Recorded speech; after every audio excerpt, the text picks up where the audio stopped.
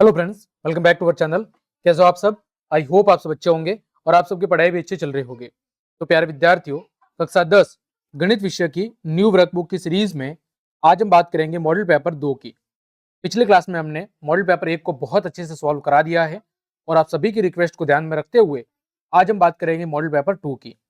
तो चलिए क्लास हम शुरू करते हैं। पेपर आपके 3 घंटे 15 मिनट का है और 80 अंकों का आपका पेपर होगा। ये हमारा आज पार्ट 1 है ना, क्योंकि पेपर पूरा करने में का बहुत ज़्यादा समय लगता है। तो कई सारे विद्यार्थी कह रहे हैं सर 2 पार्ट के अंदर पेपर को सॉल्व करवाइए। तो आज हम आपके भाग अ और भाग ब दोनों को मैं आज सॉल्व करवाऊंगा और भाग स और द को हम अगली क्लास के अंदर सॉल्व करेंगे। तो देखें, पहला प्रश्न है, निम्न में से कौन सी एक अपरिमेय संख्या नहीं है? तो देखो, इसमें से अपरिमेय कौन सी नहीं है? तो जो ऑप्शन नंबर द है, क्योंकि रूट 25 का मान कितना होता है 5, तो ये कौन सी संख्या है? ये आपकी रेशनल नंबर है, परिमेय संख्या, तो यानी ये अपरिमेय नहीं है। तो इसका सही उत्तर होगा ऑप्शन नंबर द। बहुपद एक्स स्क्वायर माइनस 3 के शून्यांक क्या होंगे? तो क्या शून्यांक होंगे? देखो, एक्स स्क्वायर माइनस 3 बराबर 0, एक्स स्क्वायर बराबर 3 हो जाएगा।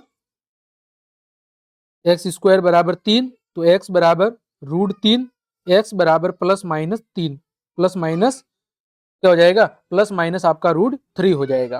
तो ऑप्शन नंबर जो ब है वो आपका बिल्कुल सही जवाब है। तीसरा है, समीकरण x प्लस वाई बराबर 6 में कितने हल होंगे?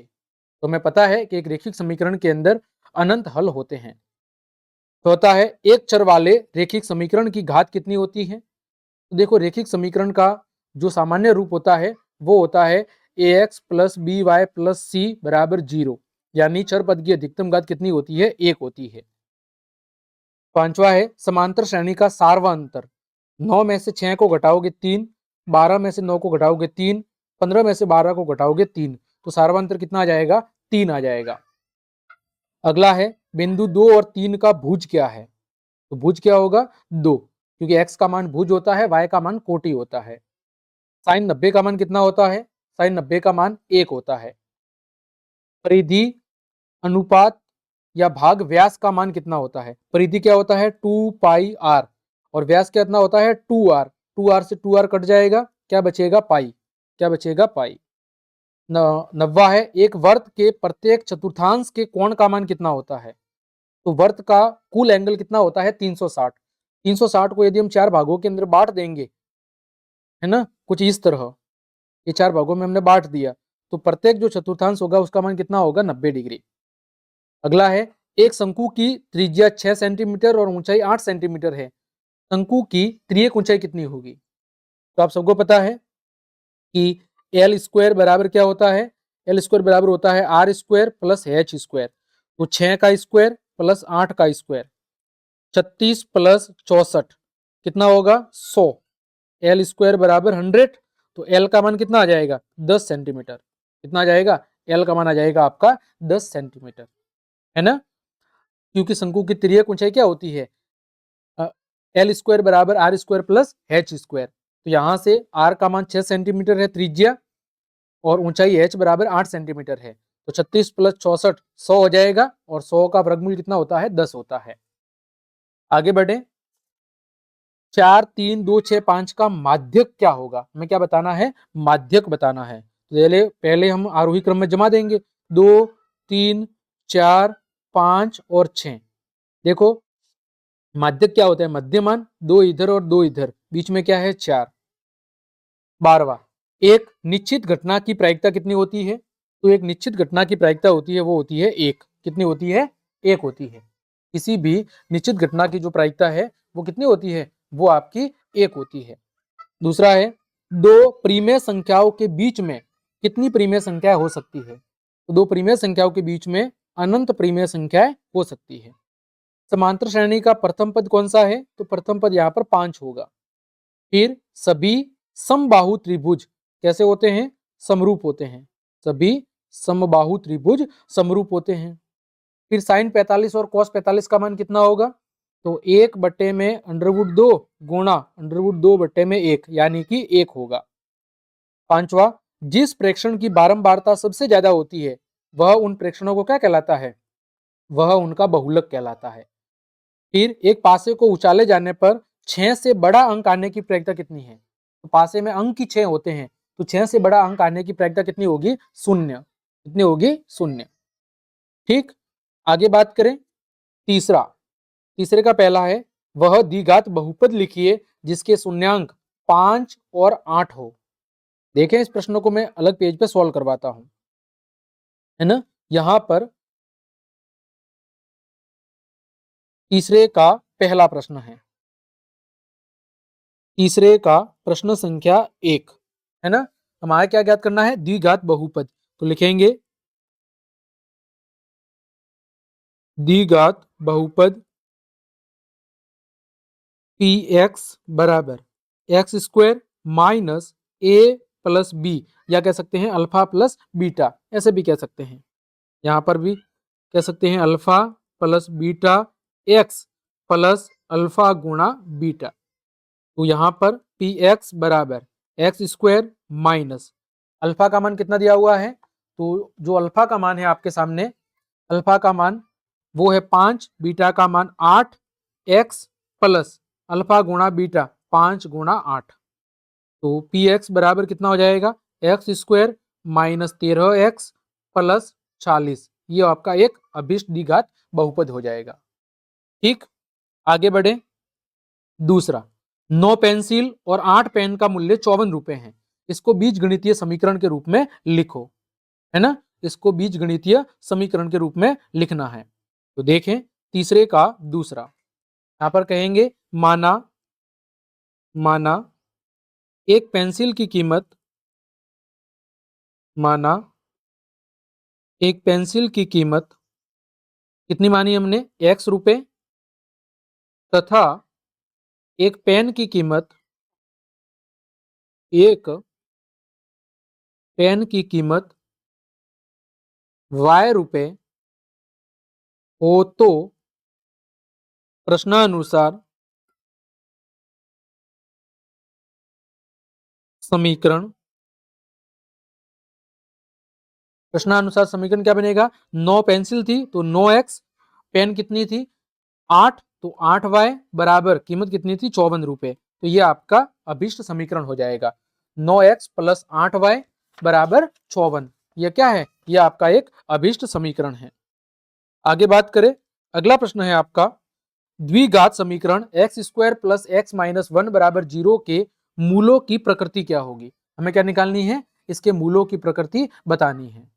तो देखो, मूलों की प्रकृति बतानी है तो हम क्या ज्ञात करेंगे? विभक्ति कर d equal to B square minus 4ac। तो यहां पर देखो b क्या है? तो b का मान यहाँ पर +1 है, तो 1 का स्क्वायर माइनस 4, a की जगह 1 है और c की जगह -1 है। तो यहां पर कितना आएगा? 1 + 4, है ना। यानी d का मान क्या है? ग्रेटर देन 0 है। d का मान 5 आया है, d का मान 5 है मतलब ग्रेटर देन 0 है। इसका मतलब जो मूल होंगे, मूल कैसे होंगे? मूल वास्तविक एवं भिन्न होंगे। मूल कैसे होंगे? वास्तविक एवं भिन्न होंगे। मूल वास्तविक एवं भिन्न भिन्न होंगे। ठीक, आगे चौथा, समांतर श्रेणी 2 7 12 का 10वां पद। तो यहां पर देखो प्रश्न संख्या 4 है, आपके सामने एपी दी हुई है, वो है 2 7 12, 2 7 12 और आपको क्या निकालना है? A10 निकालना है। क्या निकालना है? A10 आपको निकालना है। तो यहां पर देखो सॉल्यूशन, ए का मान कितना है? 2 है, डी का मान 7 माइनस 2 यानी 5 है, एन कितना है? 10 है और हमें A10 क्या करना है? ज्ञात करना है। आप सबको पता है A10 बराबर क्या होगा? A plus 9D। ए का मान कितना है? 2, 9, डी का मान कितना है? 5, तो 2 + 45, तो 10वां पद हो जाएगा आपका 47। ठीक है, कितना हो जाएगा? 47। आगे बात करें, अगला प्रश्न है, बिंदु ए 4,0 और बिंदु बी 0,4 हो तो ए बी का मध्य बिंदु ज्ञात करना है। क्या निकालना है? ए बी का मध्य बिंदु। देखो यहां पर पांचवा, ये आपके सामने एक रेखा मान लेते हैं, ये आपका ए है और ये आपका बी है। बी का मान 0,4 है, ए का मान 4,0 है। हमें क्या निकालना है, मध्य बिंदु P के निर्देशांक निकालने हैं। तो देखो x बराबर क्या होगा, x1 प्लस x2 बटा 2, तो 4 प्लस 0 बटा 2 यानी कि 2। y का मान क्या होगा, y1 प्लस y2 बटा 2 यानी 0 प्लस 4 बटे में 2 यानी कि 2। तो यहाँ पर जो P के निर्देशांक है वो क्या होंगे, 2,2 होंगे। लिखेंगे मध्य बिंदु P 2,2 होगा। ये हो गया आपका तीसरे का 5वां। ठीक है, मध्य बिंदु के निर्देशांक क्या आ गए, बी के निर्देशांक आ गए आपके 2 और 2। आगे छठा देखो, साइन थीटा बराबर 1/2 है, तो 1 माइनस 2 साइन स्क्वायर थीटा बटे साइन थीटा का मान कितना होगा, ये आपको बताना है। तो यहां पर देखो छठा प्रश्न है हमारे सामने, साइन थीटा की वैल्यू 1/2 है, तो आपको क्या निकालना है, आपको 1 माइनस 2 साइन स्क्वायर थीटा बटे में साइन थीटा की वैल्यू ज्ञात करनी है ना। तो यहां पर देखो 1 माइनस 2 साइन स्क्वायर थीटा बटे में साइन थीटा, तो 1 माइनस 2 साइन स्क्वायर की जगह 1/2 का स्क्वायर बटे में 1/2। यहाँ पर सॉल्व करेंगे 1 माइनस 2 गुणा 1/4 बटे में 1/2, 1 माइनस 1/2 बटे में 1/2, ये कितना हो जाएगा 1/2 गुणा 2/1 यानी कि 1 आपका क्या हो जाएगा, अभिष्ट हल हो जाएगा। कितना हो जाएगा, 1 आपका अभिष्ट हल हो जाएगा।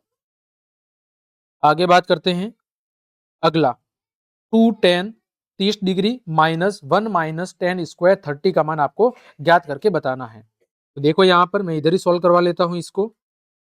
2 tan 30 का मान कितना होता है, √3 होता है, बटे में 1 माइनस √30 का स्क्वायर है, तो √30 का स्क्वायर यानी √3 का स्क्वायर, ये कितना हो जाएगा 1 माइनस सॉरी 2√3 और ये हो जाएगा 1 माइनस 3, तो 2√3 बटे में 2, 2 से 2 कैंसिल हो जाएगा, आपका हल कितना हो जाएगा, आपका हल आ जाएगा √3। कितना हो जाएगा, √3 हो जाएगा। ठीक, आगे 8वां, 7 सेंटीमीटर त्रिज्या वाले वर्त का एक चाप केंद्र पर 60 डिग्री का कोण अंतरित करता है, तो आपको क्या निकालनी है, आपको चाप की लंबाई निकालनी है। क्या निकालनी है, आपको चाप की लंबाई निकालनी है। तो यहां पर देखो सीधा सा सूत्र लगा देंगे, चाप की लंबाई, चाप की लंबाई सूत्र क्या होता है, पाई आर थीटा बटे 180 डिग्री, है ना। तो यहाँ पर पाई कितना है 22/7, आर कितना है 7, थीटा कितना है 60 बटे में 180 डिग्री, ये कट जाएगा 3 बार, 7 से 7 कटेगा, 22 में भाग देना है किसका, 3 का, कितना आएगा 7.34 सेंटीमीटर। कितनी लंबाई आएगी, 7.34 सेंटीमीटर। आगे देखो 9वां, त्रिभुजों की समरूपता के नियम लिखने हैं, केवल आपको नाम लिखने हैं। क्या लिखने हैं, आपको केवल और केवल समरूपता के जो नियम है उनके नाम लिखने हैं। तो समरूपता के कितने नियम हैं, समरूपता के नियम कुल मिला के 4 नियम हैं। पहला नियम है आपका ए ए ए, यानी कि कोण कोण कोण, कोण कोण और कोण, ठीक है। दूसरा कौन सा है, एस एस एस, यानी भुजा भुजा भुजा नियम। तीसरा कौन सा है, वो है S A S, S A S यानी भुजा कोण भुजा, भुजा कोण भुजा। और चौथा कौन सा है, आर एच एस, यानी समकोण कर्ण भुजा, समकोण कर्ण भुजा नियम। ये 4 मुख्य नियम है त्रिभुज की समरूपता के। ठीक, आगे बढ़ते हैं। एक बेलन की, क्या लिखा हुआ है, एक बेलन की त्रिज्या 7 सेंटीमीटर और ऊंचाई 30 सेंटीमीटर है, तो उसका आयतन ज्ञात करके बताना है। क्या ज्ञात करना है, बेलन का आयतन। देखो कैसे ज्ञात करेंगे बेलन का आयतन, प्रश्न संख्या है आपका 10। तो हमें क्या निकालना है, बेलन का आयतन, बेलन का आयतन। सूत्र क्या होता है, पाई आर स्क्वायर एच। यहाँ पर त्रिज्या कितनी दे रखी है, त्रिज्या दे रखी है यहाँ पर 7 सेंटीमीटर, और ऊंचाई कितनी दे रखी है, ऊंचाई दे रखी है यहाँ पर आपके 30 सेंटीमीटर। ठीक है, तो यहाँ पर हम आयतन निकालेंगे, आयतन बराबर पाई आर स्क्वायर एच। तो 22/7, आर की जगह 7 × 7 और एच की जगह 30। 7 से 7 कैंसिल हो गया, बाकी सबको सॉल्व करेंगे, 4620 सेंटीमीटर क्यूब। ये हो जाएगा आपका आयतन। कितना हो जाएगा, 4620 सेंटीमीटर क्यूब। ठीक है, आगे बात करें क्वेश्चन नंबर 11 की। क्या दे रखा है, क्वेश्चन नंबर 11 दे रखा है 40, x 42 और 20 का माध्य 26 है, तो आपको x का मान निकालना है ना। तो देखें 11वां क्या दिया हुआ है, माध्य दिया हुआ है 26। तो माध्य बराबर हमें पता है राशियों का योग बटे राशियों की संख्या। तो माध्य बराबर सबको जोड़ दो, 40 + x + 42 + 20 बट्टे में 4 का भाग दे दो। माध्य कितना है, 26 बराबर इन सबको जोड़ेंगे कितना हो जाएगा, 40 और 40 80, 100 102 बट्टे में 4। 4 का गुणा 26 से करना है, बराबर 102 + x। x का मान कितना आ गया, 2 आ गया। x का मान कितना आ गया, x का मान आ गया आपका 2। ठीक, आगे देखो अगला 12वां, यदि PE 0.15 है तो PE नहीं की प्रायिकता कितनी होगी। तो PE नहीं की प्रायिकता होगी 1 - PE। 1 - 0.15 को घटा दो तो 0.85 ये आ जाएगा PE डैश, यानी PE के नहीं होने की प्रायिकता होगी 0.85। ये हो गया आपका तीसरे का 12वां प्रश्न, यानी आपका तीसरा प्रश्न यहाँ पर समाप्त हो गया। आगे बात करें खंड ब की। चौथा प्रश्न है अभाज्य गुणनखंड विधि के द्वारा 96 और 404 का एलसीएम ज्ञात करना है। किसका, 96 और 404 का। यहाँ पर क्वेश्चन नंबर 4 है। 96 के अगर मैं अभाज्य गुणनखंड की बात करूं तो 96 के जो अभाज्य गुणनखंड होंगे 32 × 3। 32 क्या होता है, 2 की घात 5 और 3, तो 2 की घात 5 × 3 की घात 1। फिर बात करें 404 की, 404 क्या होगा, 4 × 101, तो 4 × 101। एलसीएम कितना हो जाएगा, एलसीएम 96 और 404 का। अधिकतम घात कितनी है, 2 की, 2 की अधिकतम घात 5 है, 3 की अधिकतम घात 1 है और 101 की अधिकतम घात 1 है। सबका गुणा कर लो, 32 × 3 × 101। सबका गुणा करेंगे 9696 आपका एलसीएम आ जाएगा। कितना आ जाएगा, 9696 आपका एलसीएम आ जाएगा। आगे देखो 5वां, एक द्विघात बहुपद ज्ञात करो जिसके शून्यंकों का योग और गुणनफल -3 और 2 है। देखो यहां पर प्रश्न संख्या 5 क्या दिया हुआ है, दिया है एक द्विघात बहुपद के, एक द्विघात बहुपद के शून्यंकों का योग अल्फा प्लस बीटा कितना दे रखा है, -3 तथा शून्यंकों का गुणनफल, शून्यंकों का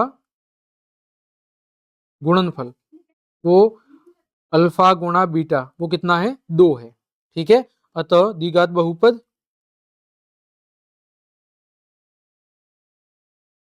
है ना, द्विघात बहुपद क्या होगा, x² minus alpha plus beta x plus alpha गुणा बीटा। तो यहां पर x² minus alpha plus beta ये कितना दे रखा है, -3 और अल्फा गुणा बीटा कितना है, 2, तो ये हो जाएगा x² + 3x + 2। यही आपका अभिष्ट हल हो जाएगा। आगे बात करें प्रश्न संख्या 6, दो संपूरक कोणों में बड़ा कोण छोटे कोण से 18 डिग्री ज्यादा है तो फिर उन्हें ज्ञात करो। देखो संपूरक कोणों का योग कितना होता है, 180 डिग्री। लिखेंगे सबसे पहले माना कि छोटा कोण, माना कि छोटा कोण कितना है x डिग्री, अतः बड़ा कोण इससे 18 ज्यादा है तो x प्लस 18 है ना। यहाँ पे लिखेंगे क्योंकि कोण संपूरक है,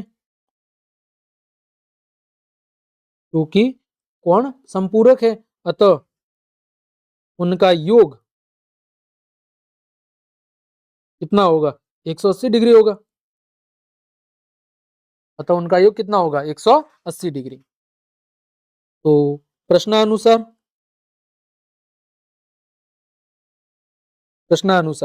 x प्लस 18 बराबर कितना हो जाएगा 180 डिग्री। तो 2x बराबर 180 डिग्री माइनस 18 डिग्री, तो 2x बराबर 162, x बराबर कितना हो गया 162 भाग 2, तो x बराबर आ जाएगा आपका 81 डिग्री। तो लिखेंगे अतः छोटा कोण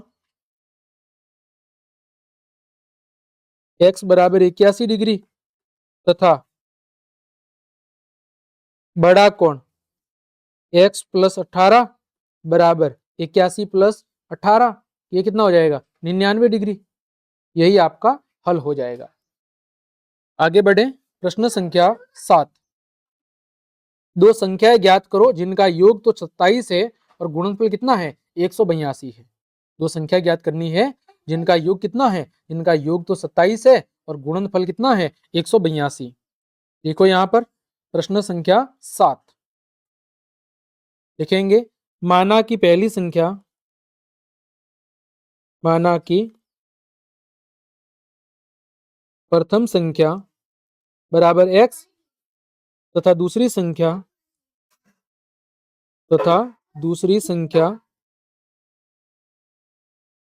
27 माइनस x।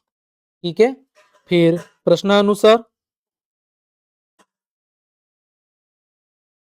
इनका गुणनफल कितना है 182। प्रश्नानुसार इनका जो गुणनफल है वो कितना है, प्रश्नानुसार इनका जो गुणनफल है वो है 182। ठीक है, तो प्रश्नानुसार इनका गुणनफल 182 है, अतः x गुणा 27 माइनस x बराबर 182। तो यहां पर देखो क्या हो जाएगा, गुणा करेंगे 27x माइनस एक्स स्क्वायर बराबर 182, x square minus 27x plus 182 बराबर 0। तो यहां पर x square minus 13x minus 14x plus 182 बराबर 0। यहाँ से x कॉमन ले लेंगे, x माइनस 13, यहाँ से 14 कॉमन ले लेंगे, x माइनस 13। ठीक है, तो x माइनस 13 और x माइनस 14। तो यहाँ से आगे देखो, यहाँ से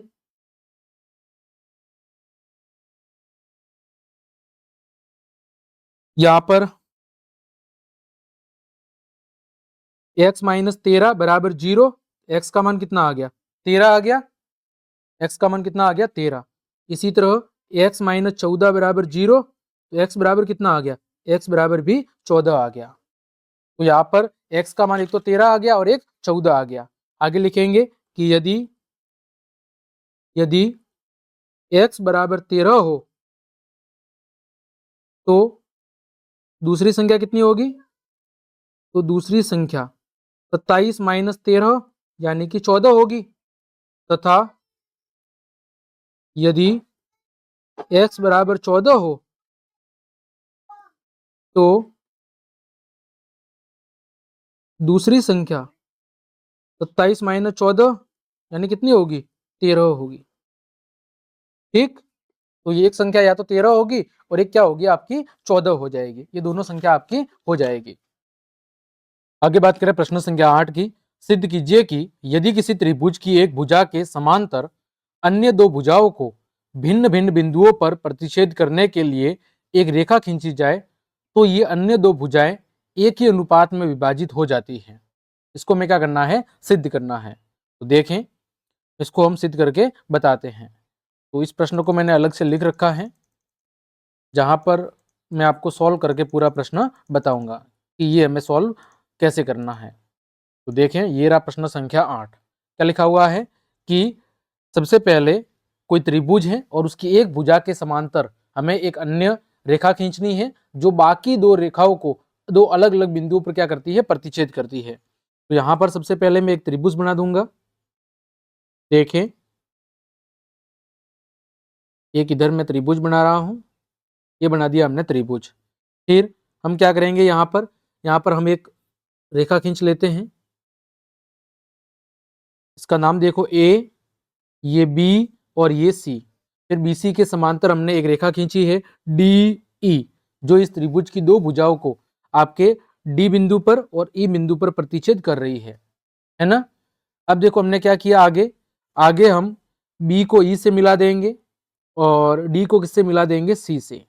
यहां तक कर लिया। अब हमें क्या करना है, अब हमें लंब की रचना करनी है। तो सबसे पहले डी से मैंने सामने वाली भुजा पर एक लंब डाल दिया, इसका नाम दे दिया एम। क्या दे दिया, एम। फिर ई से हमने सामने वाली भुजा पर एक लंब डाल दिया, ये वाला, इसका नाम दे दिया एन। क्या दे दिया, एन दे दिया। तो यहां पर देखो, सबसे पहले दिया क्या है वो लिख लेते हैं। दिया है, दिया क्या है कि जो BC है वो समांतर किसके हैं, DE के। ये हमें प्रश्न में पहले से दे रखा है कि त्रिभुज की एक भुजा के समांतर हमने एक अन्य क्या की है, समांतर रेखा की रचना की है जो इस त्रिभुज की दो भुजाओं को प्रतिच्छेद कर रही है। फिर बात करें रचना की, हमने रचना में क्या किया है। तो सबसे पहले हमने BC के समांतर, BC के समांतर एक रेखा DE खींची है। BC के समांतर हमने एक रेखा DE खींची जो आपकी AB भुजा को, जो AB भुजा को D बिंदु पर, D बिंदु पर तथा आपकी AC भुजा को, AC भुजा को E बिंदु पर प्रतिच्छेद करती है। ठीक है, ए बिंदु पर प्रतिच्छेद करती है। फिर हमने और क्या रचना की है, फिर बिंदु B को E से तथा बिंदु C को कहां से मिलाया है, D से मिलाया।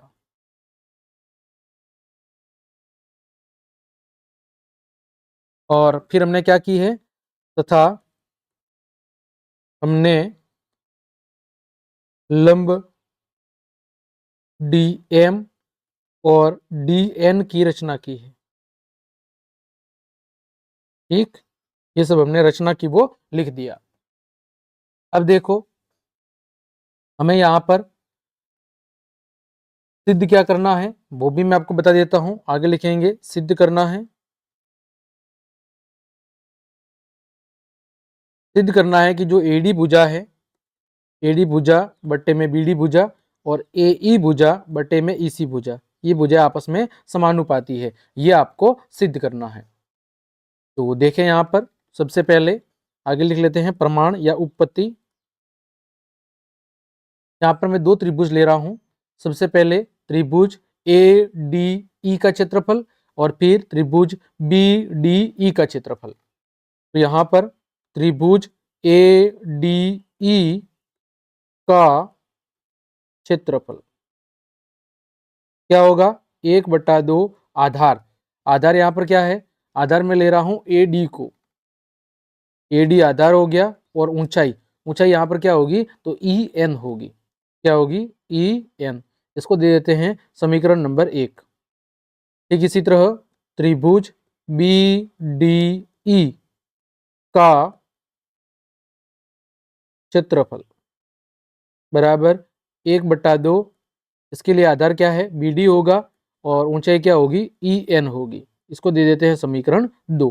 कौन सा त्रिभुज, बी डी ई। तो यहाँ पर आधार क्या है, इसको ले लेते हैं हम डी बी को, और ऊंचाई क्या होगी इसकी भी, ई एन होगी, क्योंकि इसी भुजा पर स्थित है। अब समीकरण 1 को 2 से विभाजित करने पर, समीकरण 1 में हम किसका भाग दे रहे हैं, 2 का, तो समीकरण 1 भाग समीकरण 2। तो यहां पर 1 में देखो, त्रिभुज ए डी ई का क्षेत्रफल, ए डी ई का क्षेत्रफल बटे में त्रिभुज बी डी ई का क्षेत्रफल। इधर बराबर में देखो, 1/2 गुणा ए डी गुणा ई एन बटे में 1/2 गुणा बी डी गुणा ई एन।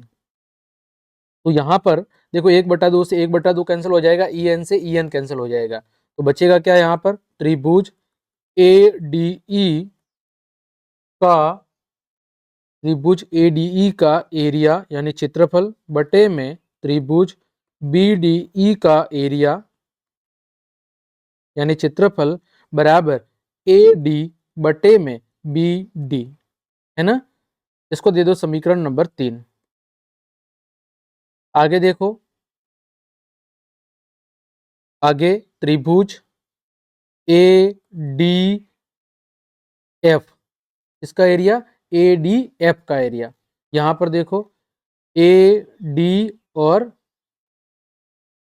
इसका sorry A D E, A D E का एरिया हम वापस ले रहे हैं, तो A D E, A D E का क्षेत्रफल, त्रिभुज ए डी ई का क्षेत्रफल,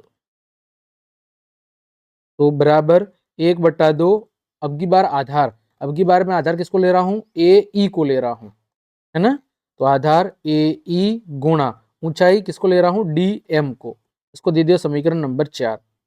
फिर त्रिभुज डी ई सी, क्या है, त्रिभुज डी ई सी का क्षेत्रफल 1/2 गुणा आधार की बार क्या ले रहा हूं, ई सी, और ऊंचाई वही डी एम, तो देंगे समीकरण नंबर 5।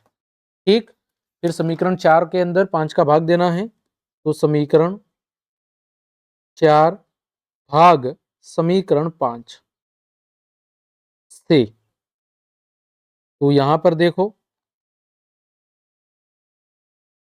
त्रिभुज ए डी ई बटे में त्रिभुज डी ई सी का एरिया यानी क्षेत्रफल का एरिया बराबर, यहाँ पर क्या है, 1/2 गुणा ए ई गुणा डी एम बटे में 1/2 ई सी गुणा डी एम, तो बराबर में क्या बचेगा, ए ई बटे में ई सी।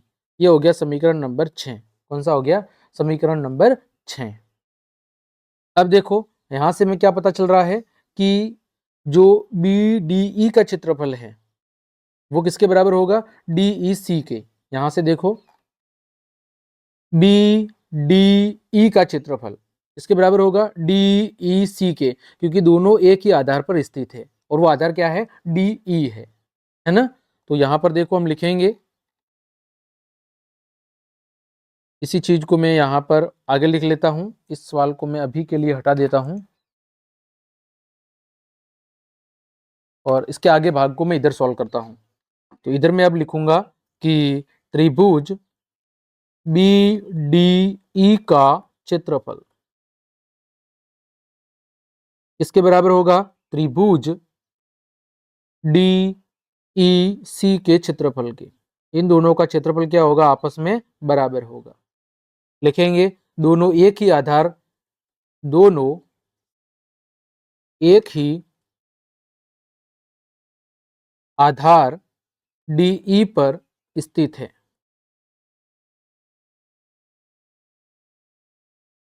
ठीक, आगे देखो, अब हम किसकी मदद से, समीकरण 3 और समीकरण 6 की मदद से, समीकरण 3 और समीकरण 6 की मदद से क्या लिखेंगे कि ए डी बट्टे में किसके था, बी डी के बारे में, और ए ई किसके बट्टे में है, ई सी के। इनका जो अनुपात है वो आपस में कैसा है, समान है। हेंस प्रूव, यही हमें सिद्ध करके भी बताना था कि जो भुजा है वो कैसी है, समानुपाती है। ठीक, आगे बढ़ते हैं। आगे जो आपका प्रश्न है, यहां पर प्रश्न संख्या देखो, प्रश्न संख्या है आपका 9। बिंदुओं ए 2 और -2 और बी -7 और 4 को जोड़ने वाले रेखाखंड को समत्रिभुजाजित करने वाले बिंदुओं के निर्देशांक आपको क्या करने हैं, ज्ञात करके बताने हैं। तो देखें इसको हम कैसे सॉल्व करेंगे। एक पेज जोड़ देता हूं यहां पर। ठीक, और ये हो गया आपका प्रश्न संख्या 9। देखो तो हमें क्या करने हैं, इसके निर्देशांक निकालने हैं। तो सबसे पहले देखो यहाँ पर जैसे मैंने ये चित्र बना दिया, एक रेखा खींच दी, इसके दो बिंदु हैं, एक ए जिसके निर्देशांक है 2 और -2, और एक है आपका बी जिसके निर्देशांक है आपके -7 और 4। इसको कोई समत्रिभाजित कर रहा है, समझ लीजिए P है और Q है, ये क्या कर रहे हैं, समत्रिभाजित कर रहे हैं। तो यहाँ पर देखो कि जो AP है वो किसके बराबर होगा, PQ के, और PQ किसके बराबर होगा, QB के। इन तीनों भाग आपस में समान है, ये हमें दे रखा है, दिया है, क्योंकि समत्रिभाजित कर रहा है, तीनों भाग आपस में समान होंगे। अब देखो सबसे पहले यहाँ पर A बराबर 2 और -2 है, और B बराबर -7 और 4 है। ठीक है, और लिखेंगे आगे कि A 2, -2 और B -7, 4 रेखाखंड AB को बिंदु P 1:2, जब P की बात हो रही है तो ये 1 है और ये भाग कितना हो जाएगा, 2। ये 1 है और ये कितना हो जाएगा, 1:2 हो जाएगा। 1:2 में क्या करता है, 1:2 में विभाजित करता है। P कितने में विभाजित कर रहा है, 1:2 में विभाजित करता है। अतः विभाजन सूत्र से,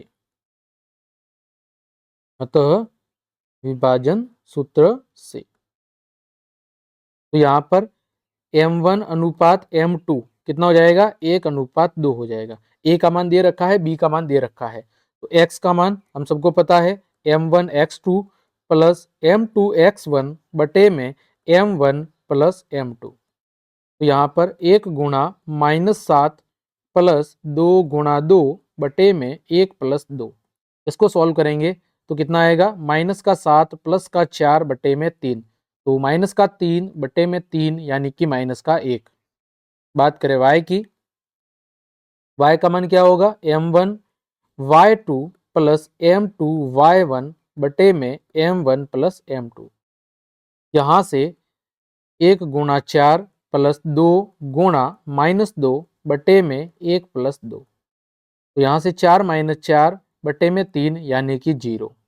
तो P के निर्देशांक क्या होंगे, P के निर्देशांक आपके -1 और 0 होंगे। आगे लिखेंगे, ठीक इसी तरह बिंदु Q AB को किस अनुपात में, 2:1 में विभाजित करता है। देखो जब Q की बात आएगी तो ये भाग यहां तक आ जाएगा तो कितना होगा, 2, और ये कितना हो जाएगा, 1 हो जाएगा, है ना। तो Q के केस में ये वाला भाग यहां से यहां तक ये कितना हो जाएगा, ये हो जाएगा 2, और ये कितना हो जाएगा, 1। तो Q किस अनुपात में विभाजित करेगी, 2:1 में विभाजित करेगा, अतः विभाजन सूत्र से, तो यहाँ पर M1:M2 कितना हो जाएगा, 2:1 होगा। तो x का मान निकालेंगे और y का मान। सबसे पहले x बराबर वही M1x2 प्लस M2x1 बटे में M1 प्लस m2। सबके मान रख दो तो 2 गुणा माइनस का 7 प्लस 1 गुणा 2 बटे में 2 प्लस 1। तो यहाँ पर हो जाएगा माइनस का 14 प्लस का 2 बटे में 3, यानी कि माइनस 12 बटे में 3 यानी माइनस का 4। फिर बात आती है y की। यहाँ पर m1 y2 plus m2 y1 बटे में m1 प्लस m2। हम मान रख देंगे 2 गुणा 4 प्लस आपका 1 गुणा माइनस का 2 बटे में 1 प्लस 2। तो ये हो जाएगा 8 माइनस 2 बटे में 3, तो हो जाएगा 6 बटे 3 यानी कि 2। तो Q के निर्देशांक होंगे, लिखेंगे अतः Q के निर्देशांक क्या होंगे, -4, 2 होंगे। ठीक, तो लास्ट में भी आप लिख सकते हैं कि अतः P -1, 0 और Q -4, 2 है। ठीक, ये हो गया आपका प्रश्न संख्या 9। ठीक, आगे बढ़ते हैं हम प्रश्न संख्या 10 की तरफ। प्रश्न संख्या 10 देखें कि 1.5 मीटर लंबा एक प्रेक्षक है। 1.5 मीटर लंबा एक क्या है, एक आपका एक प्रेक्षक है। एक चिमनी से 28.5 मीटर की दूरी पर है। एक चिमनी से कितना दूर है, 28.5 मीटर की दूरी पर है। उसकी आंखों से चिमनी के शिखर का उन्नयन कोण 40 डिग्री है।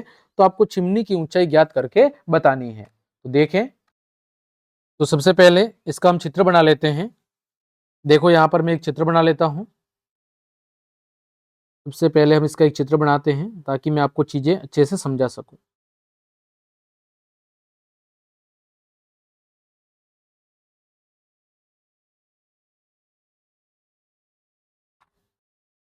एक मिनट, सबसे पहले हम ऐसे चित्र बना लेंगे। ये समझ लीजिए आधार वाला भाग है। अब यहाँ पर क्या है, एक चिमनी है। ये एक चिमनी बना ली, इसको हमने यहाँ से मिला दिया। अब देखो, ये इसका नाम दे देते हैं। ये ए है, ये बी है, ये सी है और ये डी है और ये आपका ई है। अब यहाँ पर जो चिमनी है वो क्या है, ए बी है। ए बी क्या है आपकी, ये एक चिमनी है।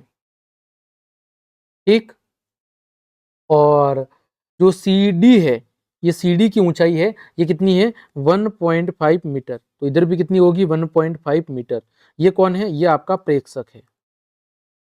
और यहाँ पर कोण कितना बन रहा है, तो 45 डिग्री। ठीक, अब देखो यहाँ पर लिख लेते हैं सबसे पहले कि यहाँ ए बी क्या है, ए बी चिमनी है। ए बी चिमनी है और जो आपका सी डी है, सी डी क्या है, प्रेक्षक है, देखने वाला है। सी डी प्रेक्षक है और कोण ए डी ई बराबर कितना है, 45 डिग्री है। ये हमारे सामने चीज दी गई है। तो यहां पर ध्यान रखोगे तो यहां पर देखो त्रिभुज, अगर मैं बात करूं ए डी ई की, त्रिभुज ए डी ई की, तो ये कोण कितना हो जाएगा, 90 डिग्री। तो ए डी के अंदर आपका कोण डी ये 45 डिग्री है और आपका जो कोण ई है, कोण ई कितना है, 90 डिग्री है। कितना है, 90 डिग्री। हमें ज्ञात क्या करना है, ज्ञात करना है हमें चिमनी की ऊंचाई। ज्ञात करना है चिमनी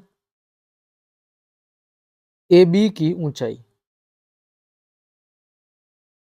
ठीक है, जो माना कि h मीटर है।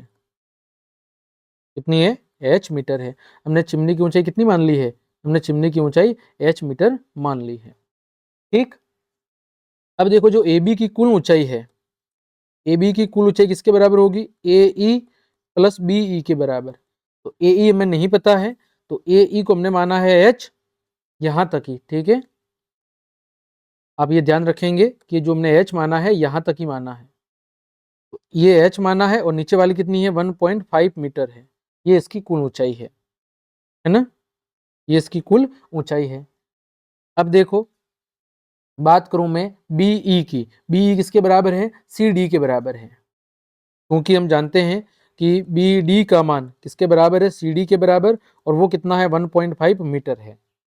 और DE कितना है, तो DE बराबर CB है, और ये दे रखा है 28.5 मीटर। कितना दे रखा है, 28.5 मीटर दे रखा है।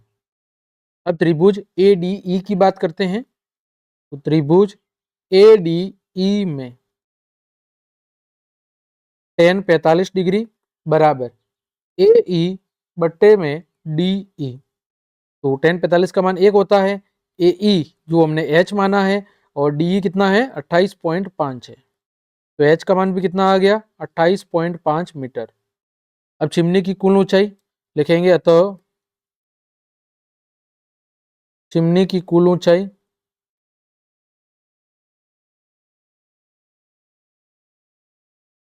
चिमनी की कुल ऊंचाई AB बराबर कितना था 28.5 प्लस 1.5 मीटर, और ये कितना हो जाएगा 30 मीटर। कितना हो जाएगा, ये हो जाएगा आपका 30 मीटर। ये हो गया आपका प्रश्न संख्या 10।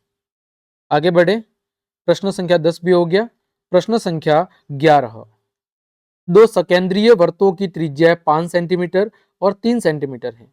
बड़े वृत्त की उस जीवा की लंबाई ज्ञात करो जो छोटे वृत्त को क्या करती है, जो छोटे वृत्त को स्पर्श करती है। देखें कैसे सॉल्व करेंगे हम इसको। प्रश्न संख्या 11, सबसे पहले हमें दो वृत्त बनाने पड़ेंगे। मान लिया ये छोटा वृत्त है और एक हम मान लेते हैं बड़ा वृत्त। ये बड़ा वृत्त हमने बना दिया, ठीक। अब हमें एक बड़े वृत्त की जीवा खींचनी है जो छोटे वृत्त को स्पर्श करती है। ये हमने जीवा खींच दी, जो छोटे वृत्त को क्या कर रही है, जो छोटे वृत्त को बिंदु इस A के ऊपर स्पर्श कर रही है। ये इसका केंद्र है, यहां से हम इसको मिला देंगे। ये हमने इसको क्या कर दिया, मिला दिया। बिंदु A को क्या किया, बिंदु A को हमने मिला दिया। तो ये कितना यहाँ पर कौन बनाएगा 90 डिग्री का। फिर हम क्या करेंगे, रचना करेंगे। तो इस बिंदु को हम यहां से मिला देंगे और इस वाले को हम यहां से मिला देंगे, ठीक है। इसका नाम दे देते हैं P, इसका Q, इसका O। अब देखो इसको सोल्व कैसे करेंगे। सबसे पहले कि मान लीजिए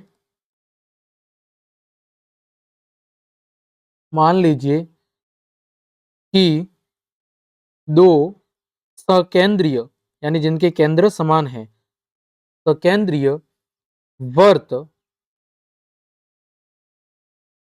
बिंदु O पर क्या है, केंद्रित है। बिंदु O पर केंद्रित है। और मान लीजिए PQ बड़े वृत्त की जीवा है। PQ बड़े वृत्त की क्या है, बड़े वृत्त की जीवा है, जो छोटे वृत्त को बिंदु A पर स्पर्श करती है। क्या करती है, स्पर्श करती है। इसीलिए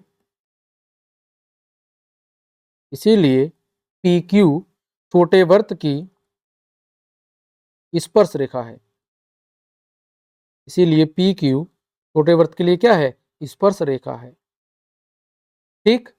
अब देखो जो OA है वो लंब किस पर है, वो PQ पर लंब है। क्यों, क्योंकि OA है वो क्या है, वो आपके वृत्त की त्रिज्या है, और वृत्त की त्रिज्या स्पर्श रेखा पर हमेशा क्या होती है, लंब होती है, ठीक।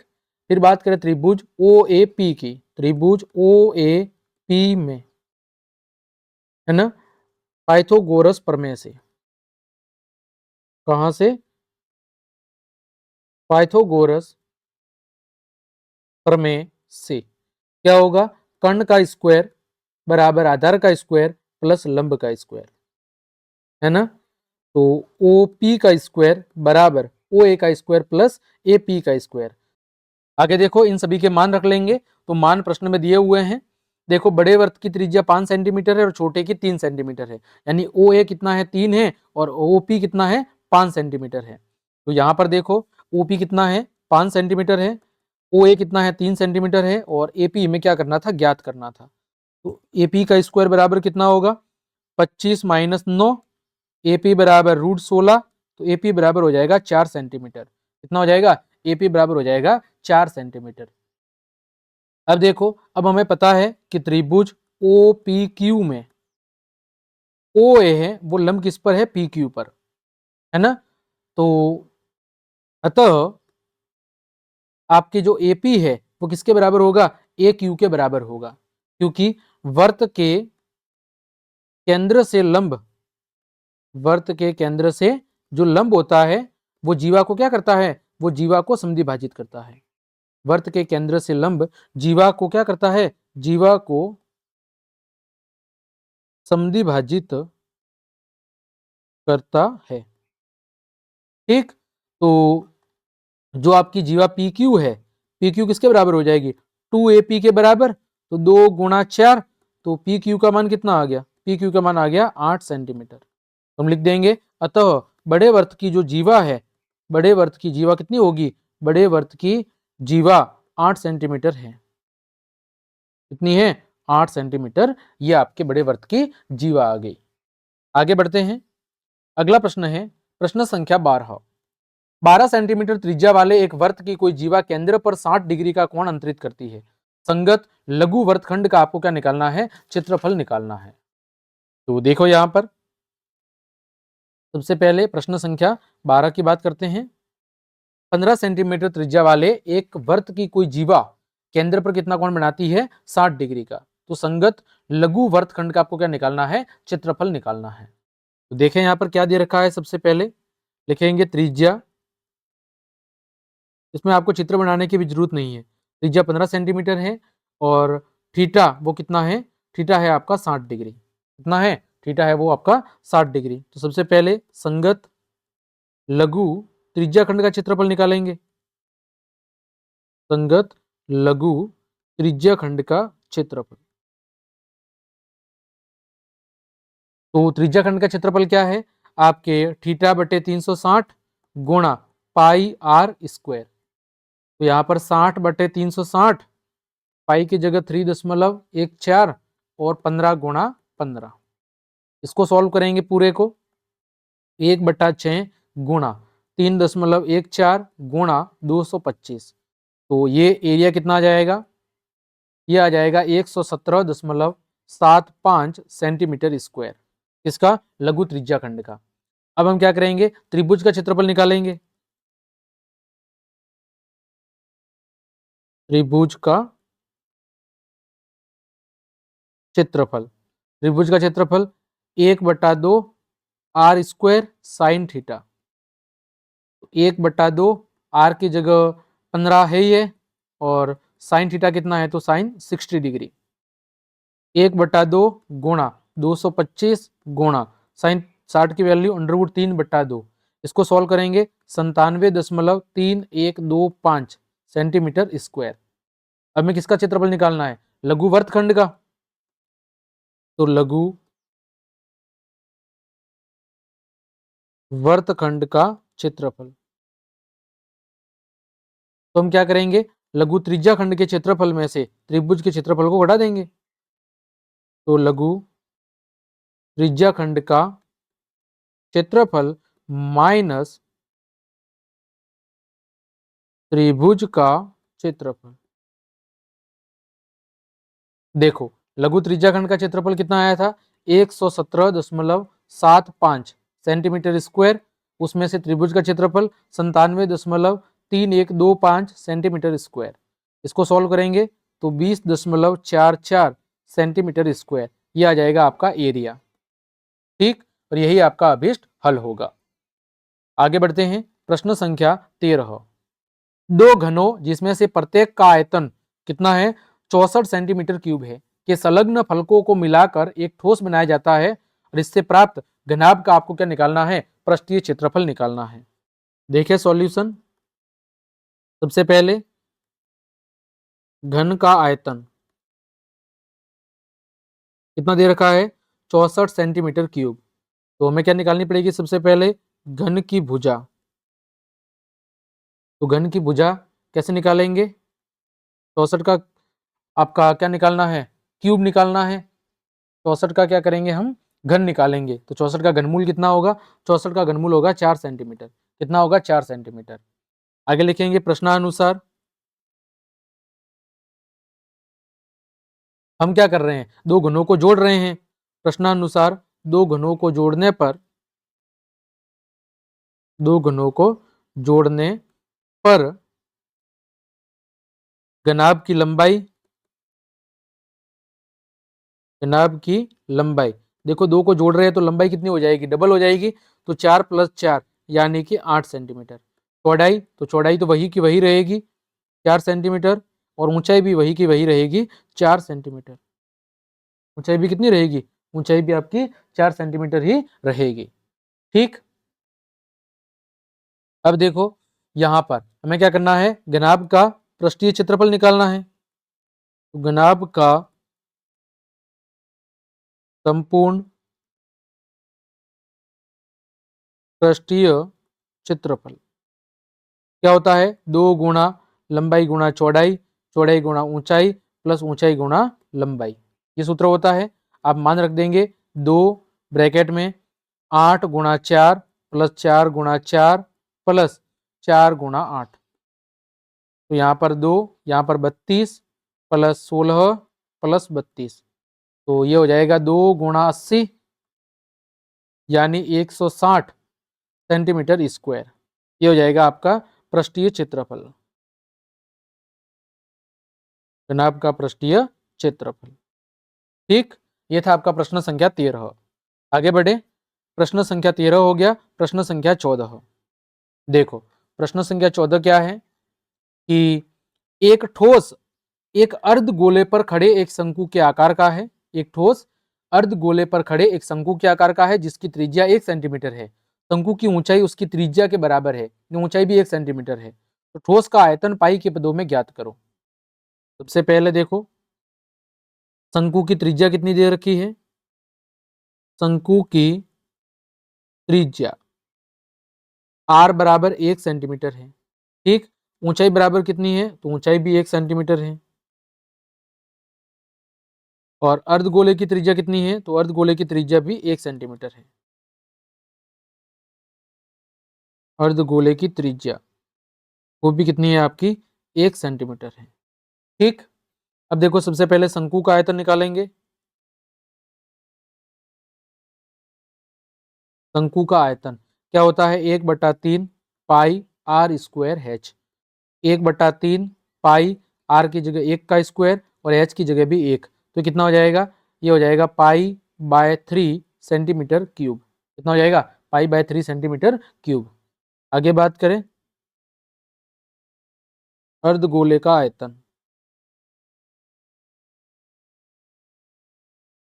अर्धगोले का आयतन कितना होता है, 2/3 पाई r क्यूब। तो 2/3 पाई r की जगह 1 का क्यूब, तो कितना हो जाएगा, ये सेम टू सेम रहेगा, 2/3 पाई सेंटीमीटर क्यूब। अब ठोस का कुल आयतन या ठोस का आयतन बराबर शंकु का आयतन प्लस अर्धगोले का आयतन। शंकु का आयतन प्लस अर्धगोले का आयतन। शंकु का आयतन कितना था, 1/3 पाई और अर्धगोले का 2/3 पाई। दोनों को जोड़ेंगे 3/3 पाई यानी कि पाई सेंटीमीटर क्यूब। ये इसका क्या होगा, आयतन होगा। तो लिखेंगे अतः ठोस का आयतन पाई सेंटीमीटर क्यूब है। ठीक, ये हो गया आपका प्रश्न संख्या 14। आगे बढ़ते हैं, आगे आपका है प्रश्न संख्या 15।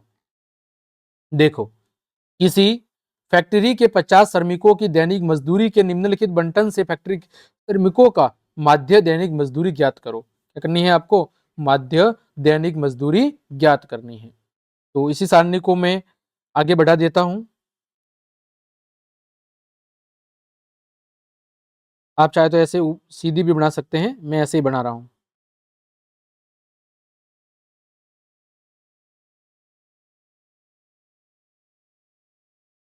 यहाँ पर योग करना पड़ेगा, इस वजह से मैंने आगे बढ़ाया है ना।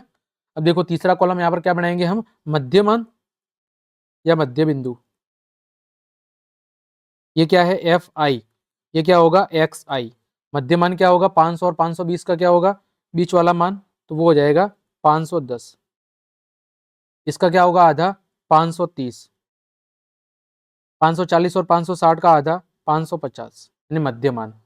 फिर इन दोनों का मध्यमान 570 और इन दोनों का मध्यमान कितना हो जाएगा? 590। ठीक, इसका योग करना है। श्रमिकों की संख्या सिग्मा एफ आई, योग कितना आएगा? इसका योग आ जाएगा 50। फिर हमें क्या करना है? एफ आई गुणा एक्स आई। एफ आई गुणा एक्स आई। देखो 12 का गुणा 510 से करना है 6120। 14 का गुणा 530 से करना है 7420। 8 का गुणा 550 से करना है 4400। 570 का गुणा 6 से करना है 3400 और 590 का गुणा 10 से करना है तो 5900। इन सभी का योग करना है, तो इन सभी का जो योग आएगा वो आएगा आपके 27,260। ठीक, 27,260 आ गया। अब हमें पता है माध्य का सूत्र क्या होता है, तो माध्य बराबर sigma F I X I upon sigma F I. F I X I का योग कितना है? 27,260 बटे में 50। जीरो से जीरो कट गया और 2726 में जब हम 5 का भाग देंगे तो यह आएगा 545.2। लिखेंगे अतः माध्य दैनिक मजदूरी, माध्य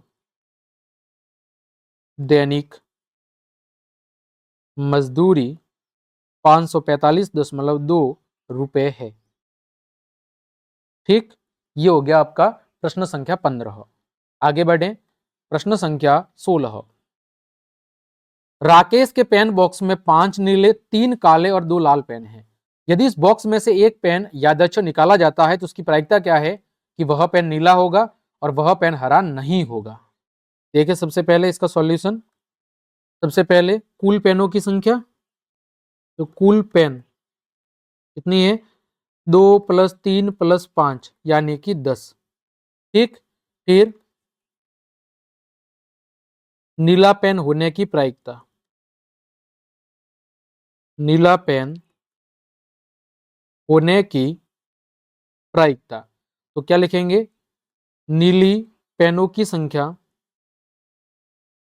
नीली पेनों की संख्या बट्टे में कुल पेन।